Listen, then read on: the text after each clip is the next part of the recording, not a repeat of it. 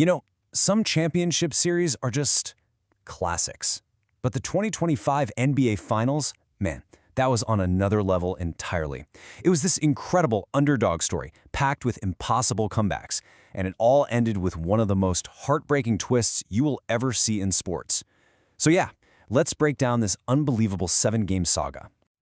All right, so here's how we're going to break this all down. First, we'll look at the totally unexpected matchup itself, then how the comeback kings, the Pacers, struck first.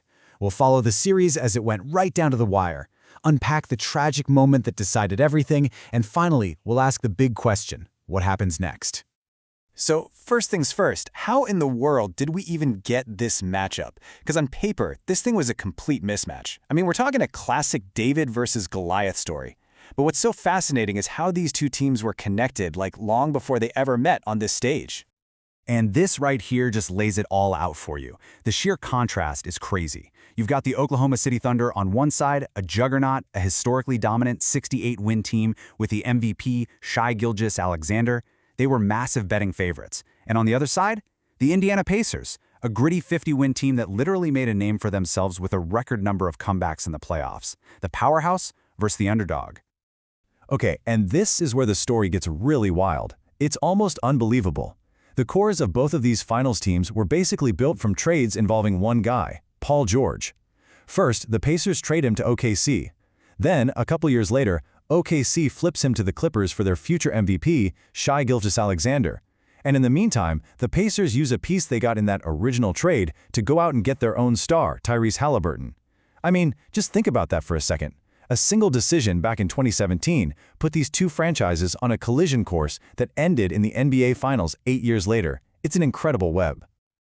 All right, so let's get into the series itself. Because right from the opening tip of Game 1, the Pacers let everyone know they weren't just there for a participation trophy. Nope, they were there to do what they do best: claw their way back from the dead. Get a load of this number. With less than 3 minutes to go in Game 1, on the road, OKC had a 96.4% chance to win. I mean, the game was over. Done. Stick a fork in it. But as the Thunder were about to learn the hard way, the word over just isn't in the Indiana Pacers dictionary. And then this happened.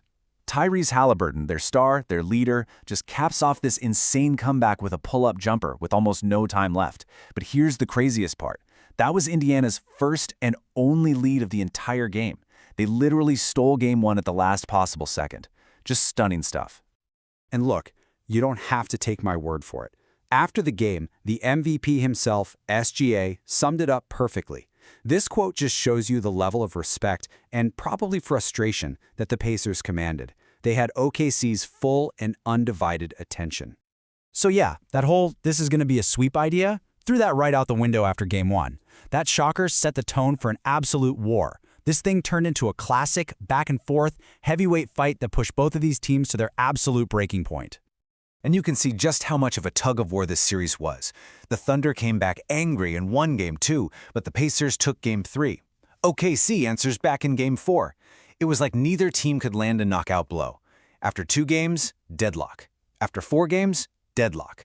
It went all the way to a winner-take-all Game 7, the first we'd seen in the finals since 2016. And man, the individual performances in this series were just off the charts. For OKC, Jalen Williams had a career playoff-high 40 points in a massive Game 5. He and SGA were playing at a historic level. But every time they threw a punch, the Pacers just answered. Benedict Mathurin explodes for 27 off the bench to win Game 3, and then in Game 6, it was a total team effort. 6 different guys in double figures to force that final decisive game. And so this is what it all came down to. Game 7. One game for all the marbles. But the story of this series, the fate of the championship, it wasn't going to be decided by some heroic shot. It was going to be decided by a single moment of just absolute tragedy. The stage was set. The world was watching. Everything on the line. It's the first quarter of Game 7, and the tension is just, you can feel it through the screen. And just like that, it was over. A dream, an entire season of fighting and impossible comebacks. It all just vanished in an instant. It wasn't some crazy collision. It was a simple, non-contact drive to the basket, and the heart and soul of this Pacers team, Tyrese Haliburton, just goes down. A torn Achilles. It's one of the worst injuries in sports. Not just out for the game, out for probably the entire next season. You could feel the air just get sucked right out of the building. It was awful. And this quote from ESPN's Brian Windhorst just captures the heartbreak of it all. Halliburton was on fire to start that game. 9 points in 7 minutes. He was on his way to having one of those legendary, all-time classic Game 7 performances. And we were all robbed of seeing it. It's one of the biggest what-ifs in NBA history. And you know, without their leader, the Pacers fought as hard as they could, but they just couldn't hang on. The Thunder took complete control in the third quarter and never looked back, winning their first ever championship. And for Shai Gilgeous-Alexander, he cemented his place in history. He joins Michael Jordan, Kareem Abdul-Jabbar, and Shaquille O'Neal. That's it. That's the list of guys who have won a scoring title, a regular season MVP, and a finals MVP all in the same season. Just legendary company. But that championship moment, it wasn't the end of the story. Not by a long shot. The ripple effects from that single injury in Game 7 started immediately, and they completely reshaped the landscape of the entire NBA for the next season. Oh yeah, the rest of the league, they smelled blood in the water. They saw a new champion in the West and a suddenly vulnerable East with Halliburton out, and teams started making moves immediately. The Nuggets beefed up their roster, the Knicks added more firepower, the Hawks totally retooled.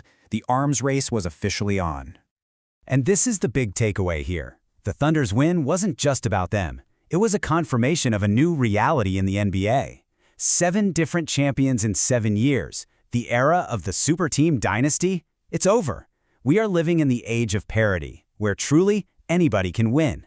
And so that leaves us with the million-dollar question, right? The Thunder on top of the mountain, but with a wounded giant in the East and rivals loading up everywhere you look, that throne has never felt more shaky.